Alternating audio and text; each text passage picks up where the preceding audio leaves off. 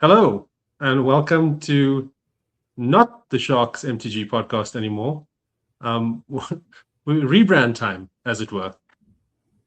Um, Myself, Kiran Chetty, and Kalyan Petkov. We are back after, I don't know, some time. Where have we been, Cal? We've been on an extended hiatus as usual. We're very consistently inconsistent, and we're consistent in the sense that we've been posting about once a year for the last 3 years. And yeah, we've Yeah, just been doing adult stuff, work. We've been working hard, guys. but at least this time working on some fun stuff.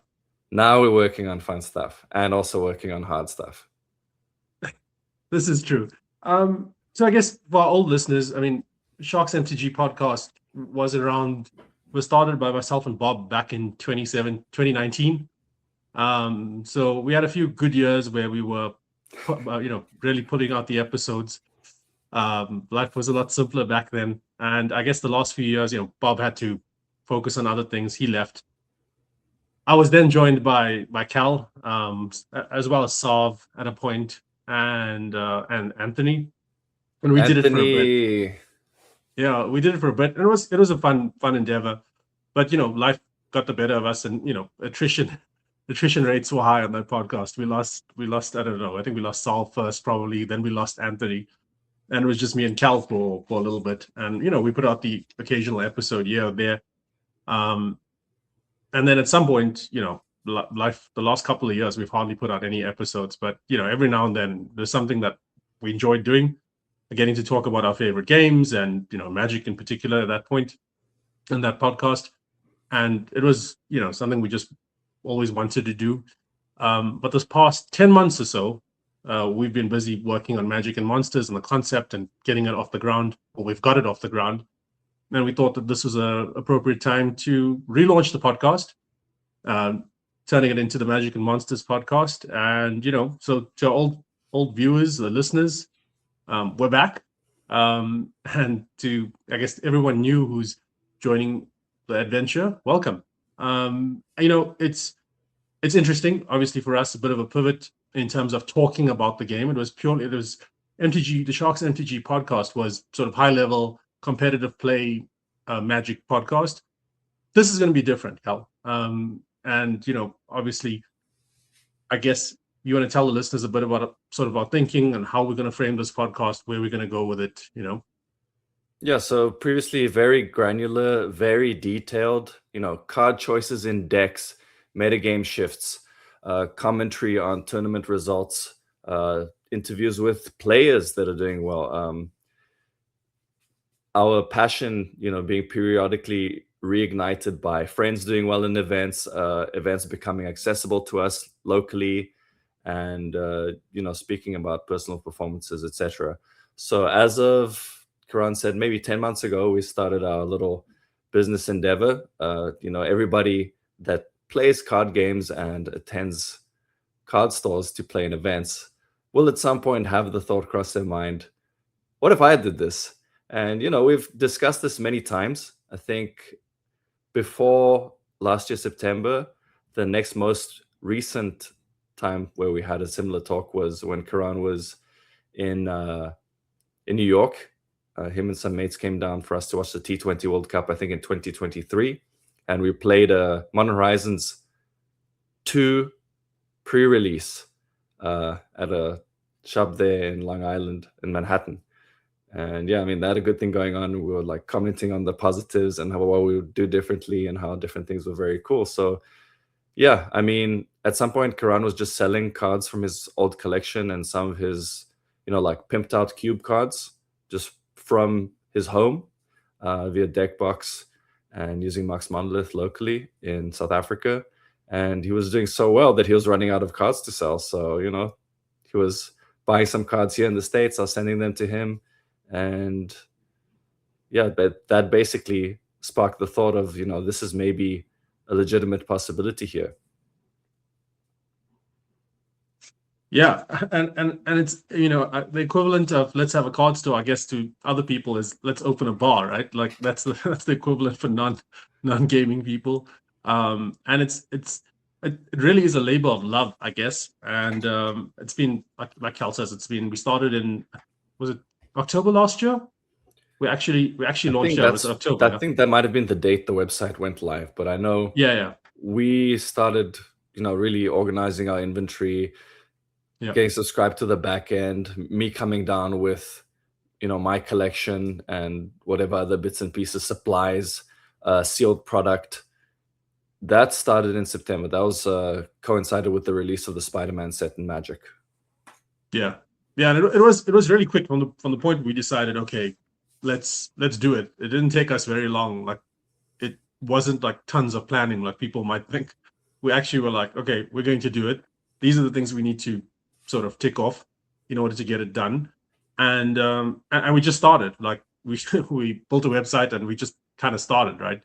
And it's been like, I think we lasted all of like 10 days, where, or maybe 2 weeks, maybe I'm exaggerating, 2 3 weeks maybe, where we initially were running it out of my place. We were running out of a spare room in my place, and it was like, wait a minute, we are getting so many orders, like, we just didn't have space and we didn't have enough people, right? Like, it is crazy how like overwhelming, um I guess, the support was, for the uptick, which largely came from the Magic side of things, because we obviously we were well entrenched in the Magic community, so that was a huge sort of boost, and I guess in a sense expected, but also unexpected in a way, how quickly it sort of took off, and how fast we outgrew the space and had to move elsewhere.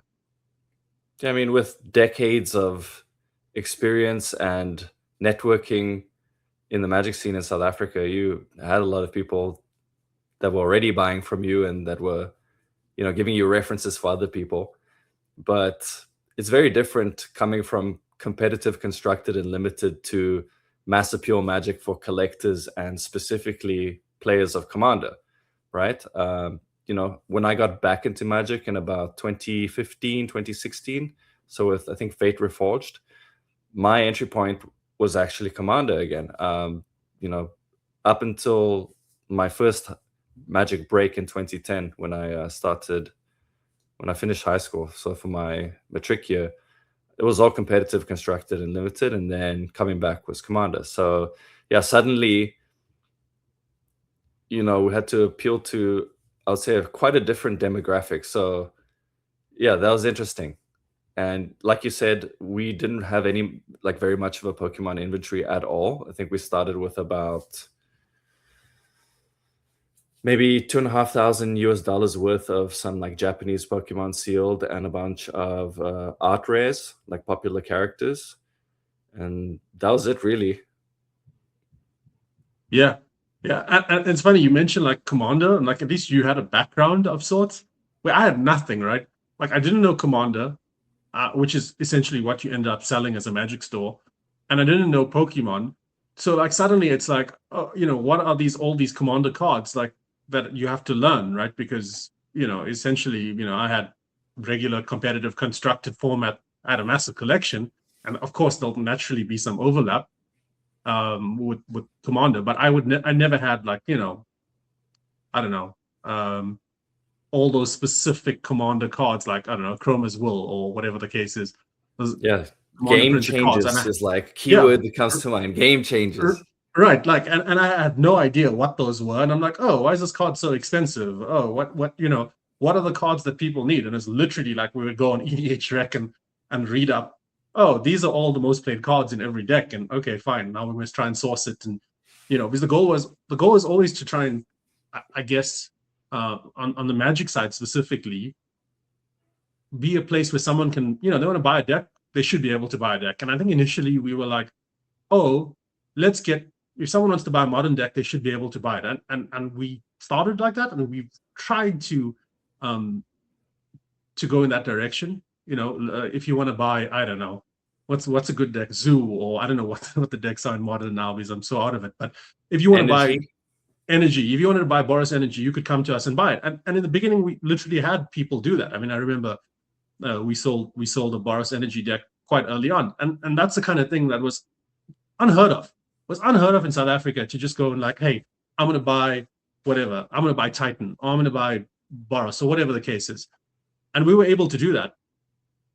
But we quickly learned that like modern just doesn't sell, man. And it's wild to me. It's wild to me. Not just modern, to be fair. Like constructed generally does not sell. It's astonishing. Like the people who have their modern decks, okay, fine, they play it. But new entrants to the format based on deck sales, or card sales, all the orders you just see one-ofs, right? Denoting commander. But yeah, it's pretty cool. I mean, just we were talking yesterday. We had a guy, and he basically ordered an entire commander deck from us, and it was really, really made us feel good because this has been the goal, right? Like someone comes to you, and he's first-time customer, and he literally bought an entire Jeskai something or the other. I don't even know what it was, but it was a Jeskai deck, and it was great. And I threw in some cool little card for his deck as well because I was like, wow, this is great. This is what you want. So increasingly we want to make it more accessible, and I think we're getting there. Yeah, we've gone through a lot of pains to create an opportunity for someone to have a one-stop shop, between our sealed offerings and then constructed staples, and then like niche cards. So cards you can maybe only get from like jumpstart sets or commander sets. Mox Monolith is usually the go-to for South Africans to see, which private sellers and stores have what. And yeah, we just made it our goal to be able to stock as many offerings as possible that are not even available on Mox Monolith. So nowadays you do a cursory search, and very often, particularly for like the niche commander stuff, it'll just be us that has the stock. But keep one thing in mind, guys. If you do want to look up specific cards, Mox Monolith, a very useful tool. We're blessed to have it for free, mind you, but sometimes it doesn't function correctly. So if you're wondering if we have a card in stock, please just search it up directly on the website, because sometimes Mox Monolith isn't able to pick that up. Yeah, it happens regularly where like I'll see people posting asking for, I don't know, whatever the card is, or cards, and I'll be like, yeah, we've got all of those. And they're like, oh, it didn't come up. It didn't come up in the search. I'm like, yeah, just search the website next time. We've got it, So yeah, onto the Pokemon side. I mean, that's been fascinating for me as someone who doesn't interact or hasn't interacted with games in that manner, in the sense that like being a collector, like, yeah, sure. I mean, I was a collector and had a massive Magic collection for, a few decades, but it was more intention of playing, right? Like everything was, whether it was standard, pauper, whatever, block in its day, extended, you name it. It was always, the purpose was to play. So this idea of just collecting for the sake of it, like I don't think I ever fully grasped it and appreciated it until I've been exposed to this Pokemon phenomenon. It's a phenomenon.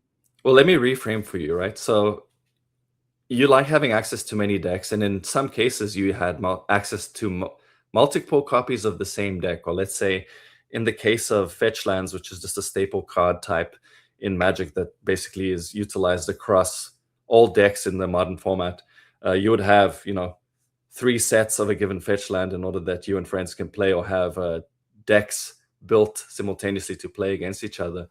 I would say you were very much a collector in a way that you didn't realize. So for example, like your Masterpiece, basically completely pimped Ravager deck or Affinity deck, that is a huge collection piece. Like, how regularly are you really playing that? And then also the cube that you had, your vintage cube, was basically all the most exclusive and expensive versions of each respective card. I guess so. But they were functional, right? Like, yes, all of those cards. I never bought a cards to like not to play. Everything was to be played with, and the fact that now on this other hand you get people who buy these cards and not just don't play them. Like the whole grading thing is wild to me, right? Because it's like, wait, not only are you not going to play this card, but now you're going to put it in this hard case. You're never going to be able to play this card. So it's such a mind shift. Obviously now I've become comfortable with it. Honestly, bro, like I understand what you're saying, but what I'm trying to get at is that you're not that far removed at all. You're like really half a Sure, step away from crossing sure. that like border. You know what I mean? Yeah. I guess the difference is like I was taking my SIRs and playing with them, right? Like just like Yes, mono SIR magic decks or whatever. Like yes, that's the yes. fundamental difference, right? Yeah, and Pokemon, it's like the complete perspective shift. So in Magic, if you have, you'd have like 90% of the population that's interested in Magic as a whole be players of some kind. I would say within that subcategory, you'd have maybe 90% Commander players and 10% tournament players, or 90%, non-tournament players, and then some amount of those will be Commander, huge portion, and then only 10% or even fewer people that are showing up to the game store or going to sanctioned events to compete.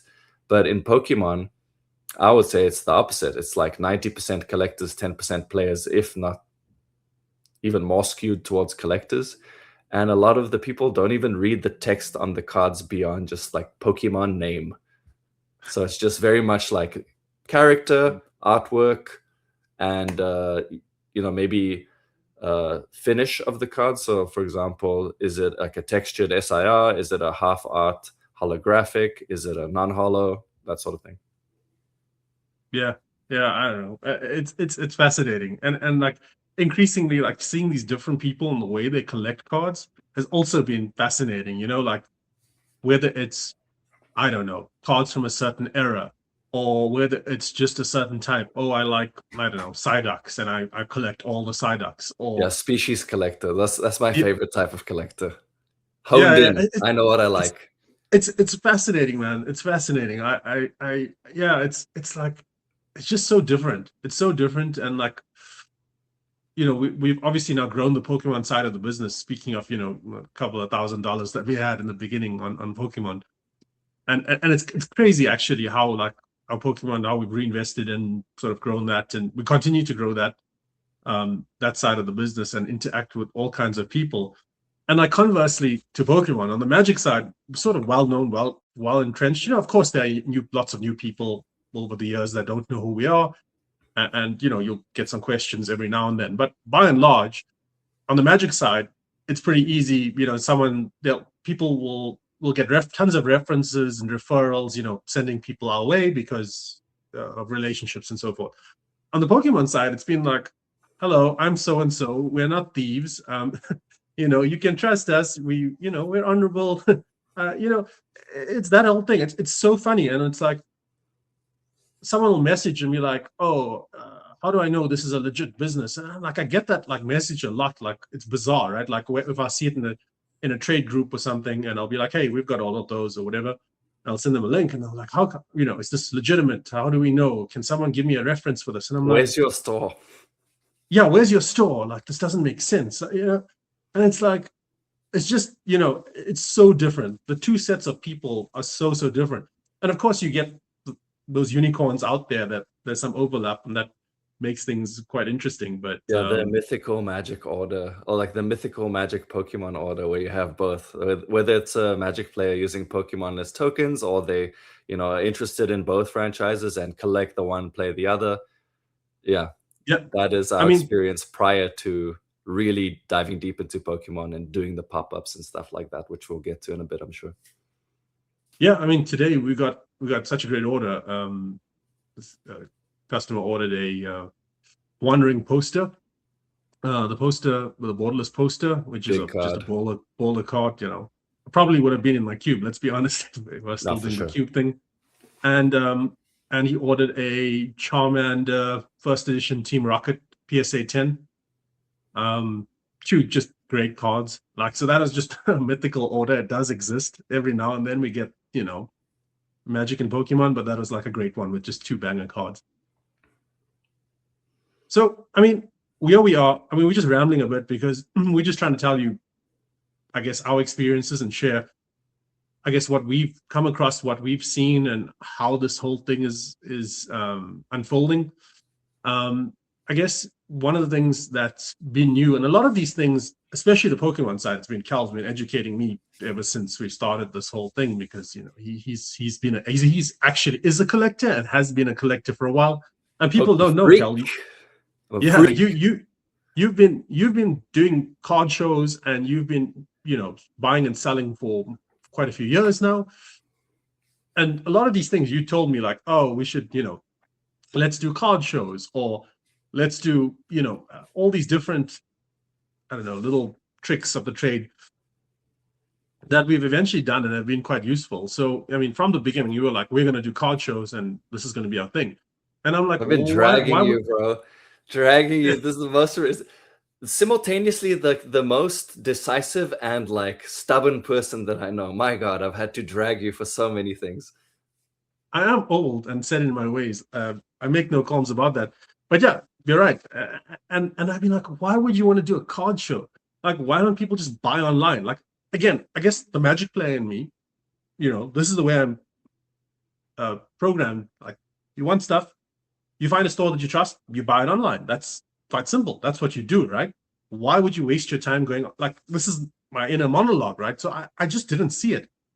But I guess the Pokemon community is different, man. Like, maybe part of it is you historically couldn't get a lot of great cards online, locally. Maybe that's a big part of it. Maybe it's just the culture of attending a show and seeing something, getting to hang out and socialize with friends. So in Magic, the old gathering thing was you go to the game store, you'd hang out, or at a friend's place or whatever, and you get to socialize. And maybe in the Pokemon side, if you're a collector, you don't get that really, unless you're physically coming together to trade or whatever on some, in some form. So maybe that's why this phenomenon exists. I just thought of that now myself. This whole card show scene is huge for Pokemon and for community and for, again, finding like-minded people, making friends, connecting with other people that you can trade with. I mean, I think trading has always been a huge hack for any sort of trading card game enthusiast, whether it's trying to get the last few cards for your deck, or move value from one thing into another. Yeah, you're saving yourself a lot of money, and I would highly recommend doing that to anybody. I've been doing that my whole career, selling cards as I go and trading cards constantly, bringing binders to events. But yeah, with the utmost respect to the Pokemon community worldwide and in South Africa, it's still a young scene. So us, we're Magic boomers. We've been around the block. We've been doing this for over 20 years. Myself since I was 12. I'm now 35. And, Pokemon had a huge resurgence now in 2020 and had like a huge boom again last year in 2024. So a lot of this information and this hysteria, this enthusiasm is being disseminated around the world, via YouTube and other social media. And, it's getting to us here in South Africa. And we basically wanted to be part of that and create an outlet for people to be able to meet and to like enjoy this phenomenon together. And yeah, I mean, it makes a lot of sense for us as an online store. We haven't really addressed that yet. So I mentioned earlier, oh, where's your store? We're an online store. We're trying to do this correctly and intentionally, and make sure that we build something sustainable that we can, eventually grow into a physical presence and create our own LGS. But yeah, card show, reframe that. It's a pop-up event. So that's giving you an opportunity to, meet your fans, meet your client base, and, show everything that you have, all the inventory that you have in person. And, people will see cards they've never seen before, and see, other characters that maybe they didn't know they liked yet, right?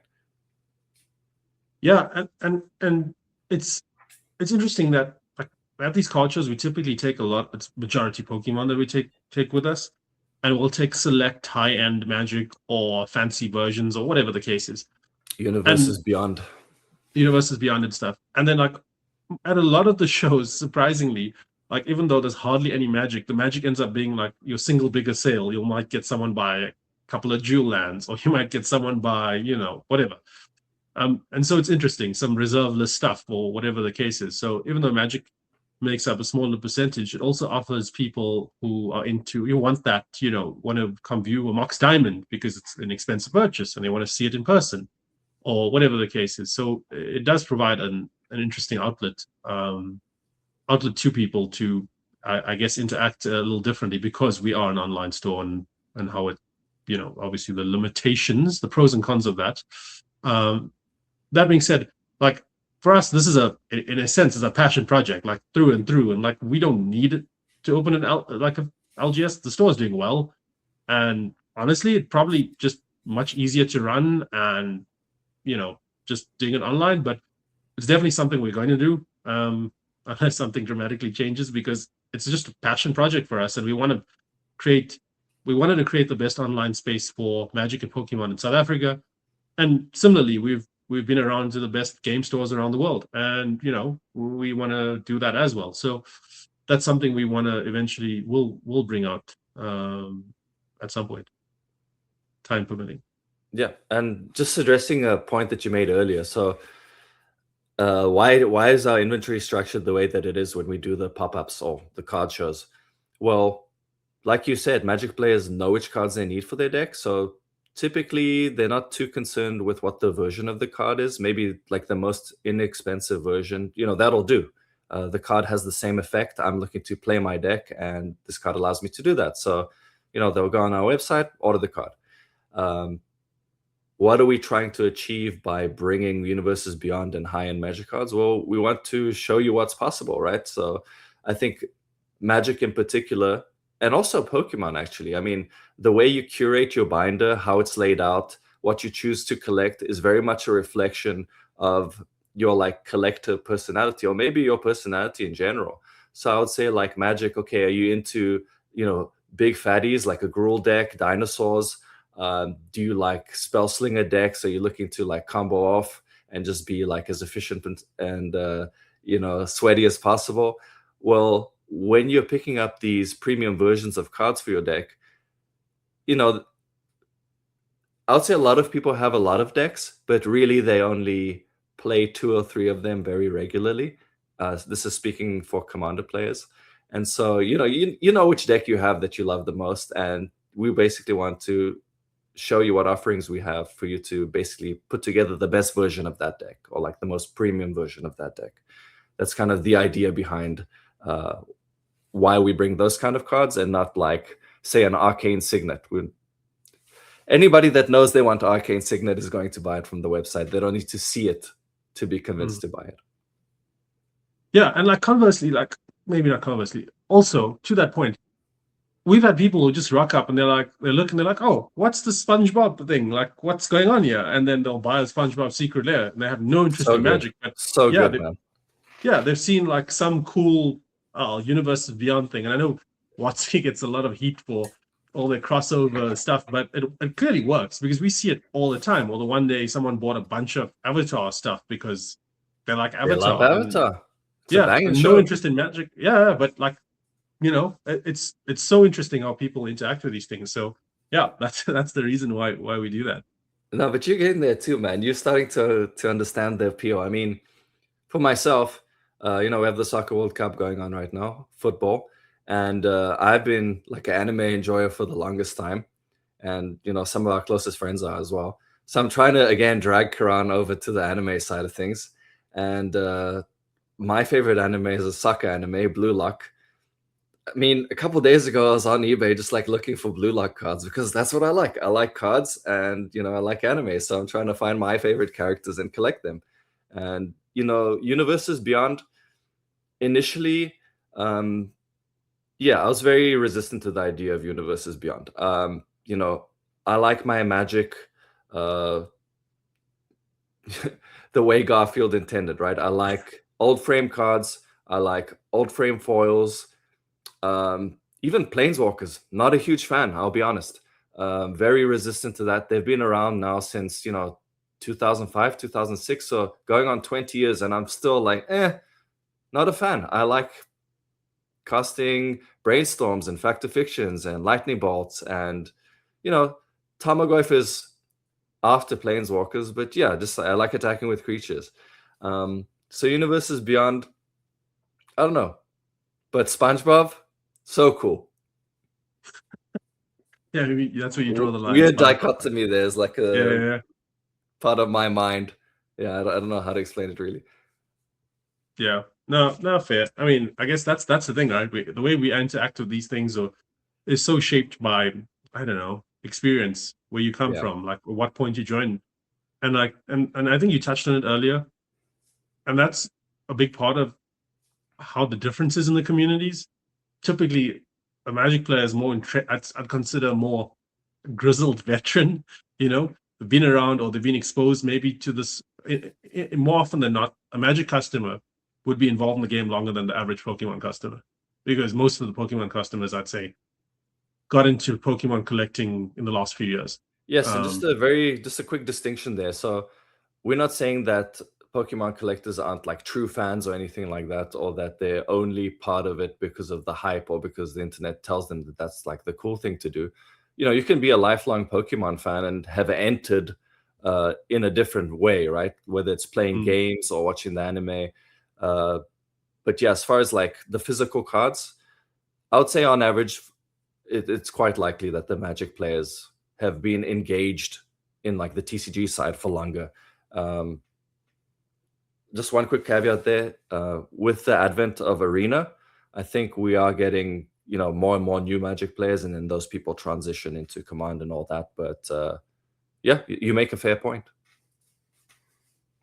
Yeah, I mean, like, what's funny is, like, since we started the store, we basically don't play anymore. Like, I know you don't, and I certainly definitely don't. We just don't have time, right? And like, we're lifelong gamers, and like actual, whether it's playing Magic or we dabbled in a little bit of Pokemon in the past as well. Actually, the game side of things, and like now we do nothing. We just don't have the time, which is it's a little unfortunate actually.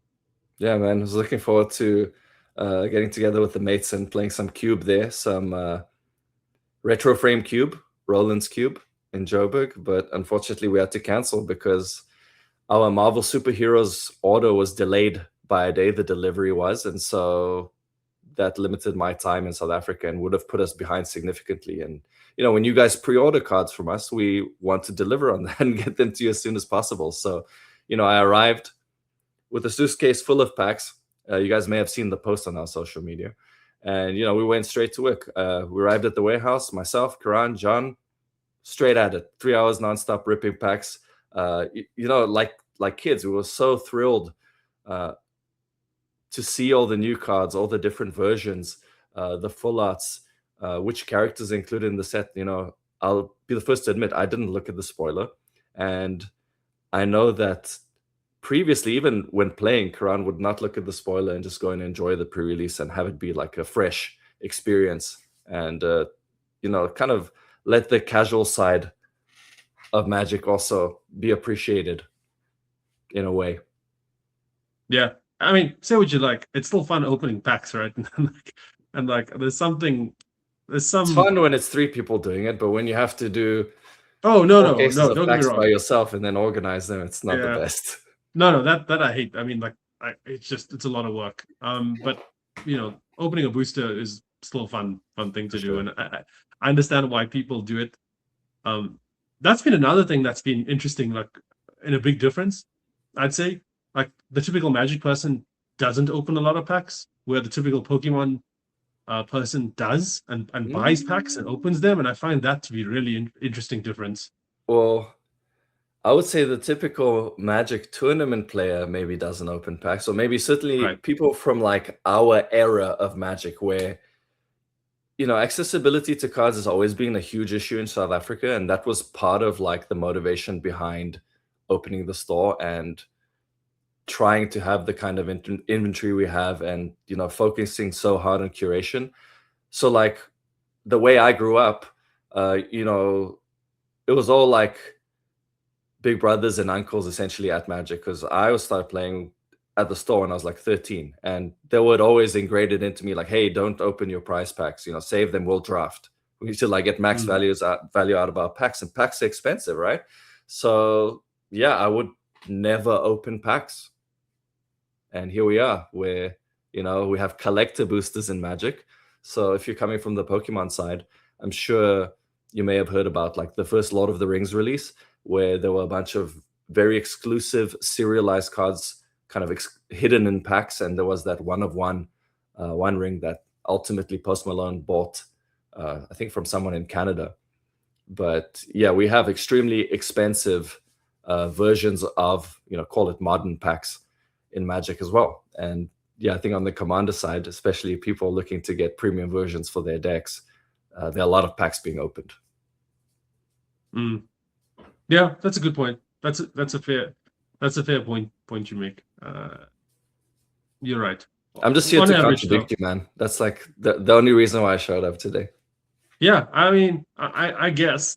That being said, I see you see people at the store buying like like booster packs all the time, like Pokemon or whatever, or whatever sealed product we have. Yeah, but you never see it with Magic. You don't see. It's very rare that you see someone buy loose booster packs. So I think maybe when we open the store, that might change. And also, we've been a bit slow on the sealed side. I think because people are very used to buying from shops that they buy from. So if somebody is in the market to pre-order the new set, they have like this routine, this habit of pre-ordering with whoever they order from and have been ordering from up till now. So yeah, just like a quick reminder to everybody that's watching that if you're interested in sealed product, please check us out. We try and get the best rates on all our offerings, especially Magic. I think we're usually the cheapest on the market in South Africa. But yeah, we're trying to be somebody that, hopefully that you shop for sealed as well. Yeah, it's interesting. We're typically the cheapest in the market on Magic sealed. Typically on play boosters, definitely more often than not. Yeah. And yet, and we don't take people's money up front for pre-orders. Other stores are pre-ordering months in advance, and that's something weird. And I think it's also a behavior. I don't know. It's a scarcity mindset. Maybe scared they're not going to get the product. So there's people out there who've paid for the Hobbit and Reality Fracture, which are sets coming out in the next few months already. Yeah, it's just that's the common practice, right? So people don't know any better. We're not saying that you're right or wrong in doing so, but we are trying to not participate in that sort of a practice. I just think it's a flawed concept. We've put out a short on this, but Karan, why don't you, share your point of view? Yeah, I mean, and I'll use any analogy you want to. If I'm going to order a pizza in a month's time, the pizza shop doesn't tell me, hey, pay up front a month in advance and then you can come collect your pizza. Like that just doesn't happen. You go there, you pay for it, and you get it, and you go, and it's that simple, right? Like, and that's how it should be, right? I feel like stores, I understand why stores do it. It's in their benefit, and it would be in our benefit as well to take people's money early. But like our point of view is, well, you know what? It's fine. We run a business. It's fine. We'll have that capex. We'll sink it in. We'll buy the stock, and when you want to buy it, give us your money then. I understand what you said about scarcity mindset's definitely valid. Some product is exclusive and you do want to lock that in where possible. But the issue there is that there are retailers worldwide and in the country that are not able to deliver on the amount that they make available for pre-sale. So how we're doing that differently is we're guaranteeing the amount we make available, and then we're not asking for the money up front. We're just asking that if you commit to pre-ordering with us, you just pay a 10% deposit. That's a non-refundable deposit because it is a commitment. We are having to pay the money up front on our side.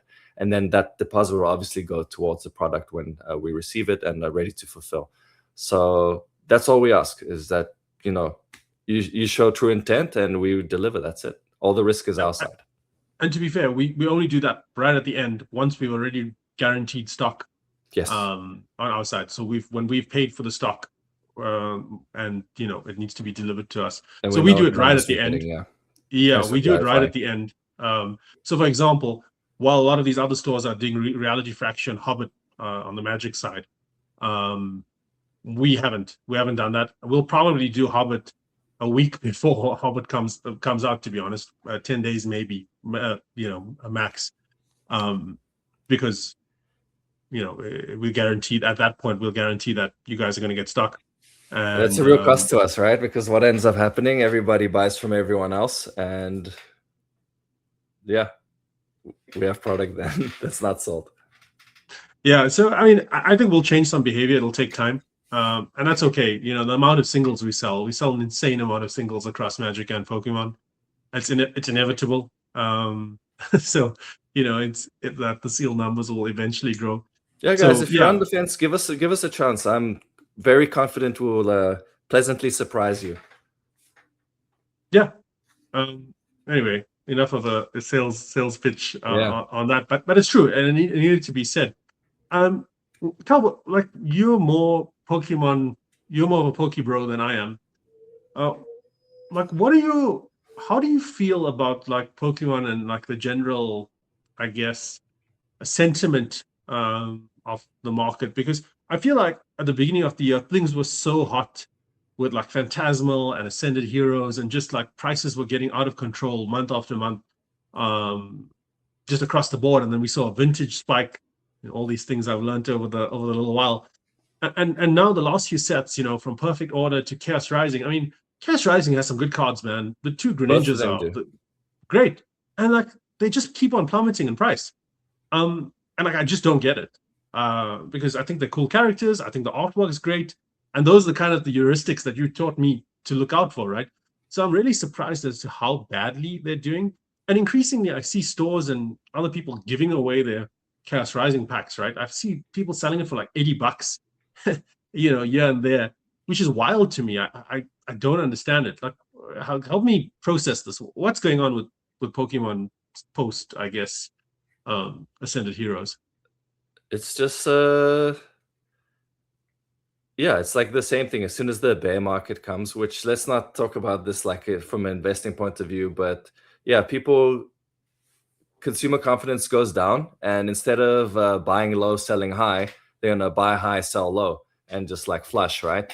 And fire sale everything, which is crazy to think, because for the longest time people are complaining, oh, there's no Ascended Heroes available at RRP.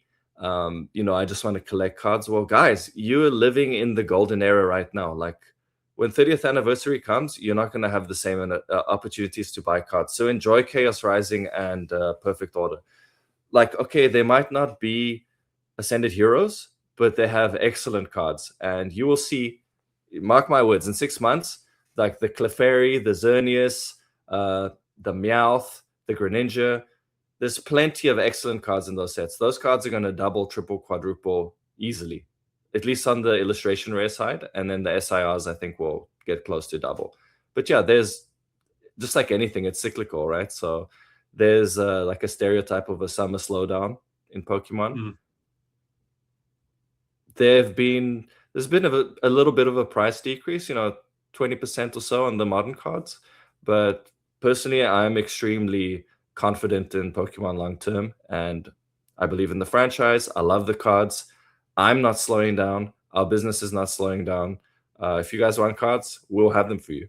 So greatly looking forward to the Rayquaza set, and especially the 30th anniversary. There have been some insane leaks like the past few days. I sent Karan some posts there from Instagram with like the ETB brochure that has the whole set list and all the illustrations. It's just so much better than I could have imagined. And I keep being surprised. And, the Pokemon company is proving once and once again, is that the expression? That they know what they're doing. And they're very good at what they do. Yeah, I mean, it's interesting. And to use a boomer Magic reference, is this the Kamigawa post Mirrodin sort of phase, right? Where original Mirrodin in Magic was this insanely hot set with, I don't know, just an incredible amount of cards that were just banned in various formats. And then Kamigawa came thereafter, which was this kind of overcorrection. Yeah. they were like, okay, we were too hot with this last one. Let's pump the brakes a little bit, and so that's sort of the memory that's triggering when you described Ascended Heroes into ME. What's it? ME3 and ME4.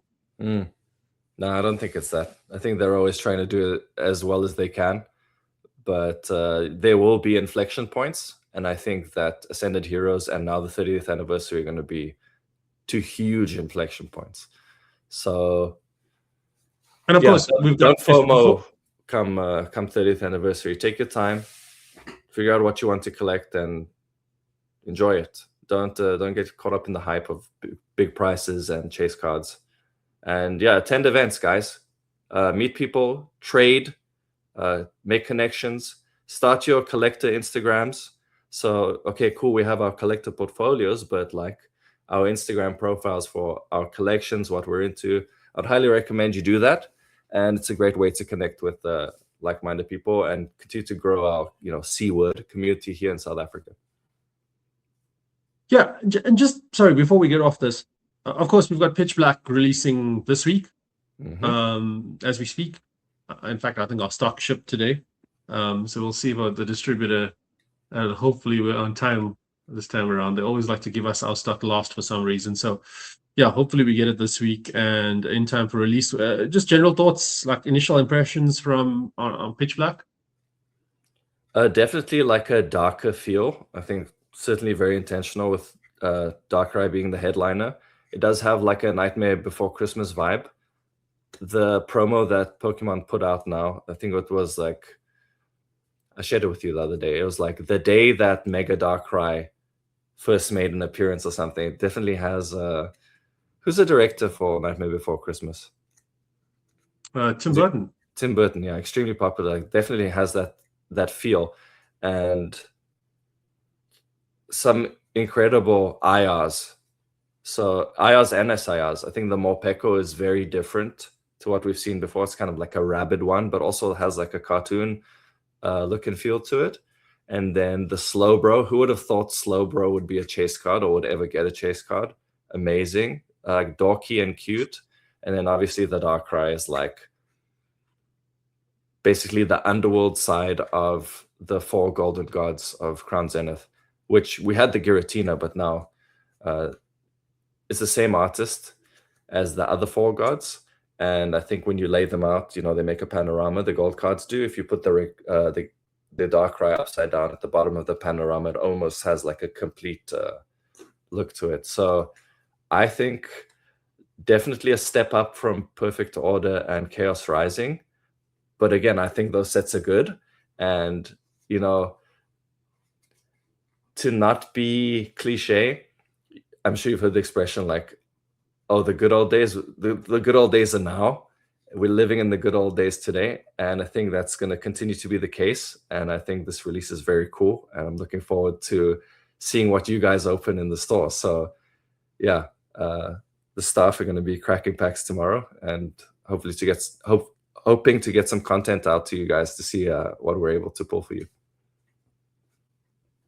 Yeah, I mean, it will be interesting. We will see where that is. I think we've covered the main things we wanted to today, Cal, unless there's something else that I'm not thinking of. Yeah, I think we'll get more into card shows next week, and then maybe some of the more nitty-gritty things around running a store. Yeah. Oh, well, while we're at it, we're still trying to hire. We're hiring staff. So if you want to work in the fastest growing, dare I say it, the most cutting edge card store in South Africa, please do hit us up. We have a full-time position available out the West Rand. And the only requirement is that you're honest and you know either Magic or Pokemon, and that would be great. So yeah, if you're one of those people and you're passionate or as passionate about games as we are, please hit us up because we're growing and we just can't keep up. So we want to ensure the best level of service delivery to all of you out there. Thanks, guys. Thanks, Karan. We're out.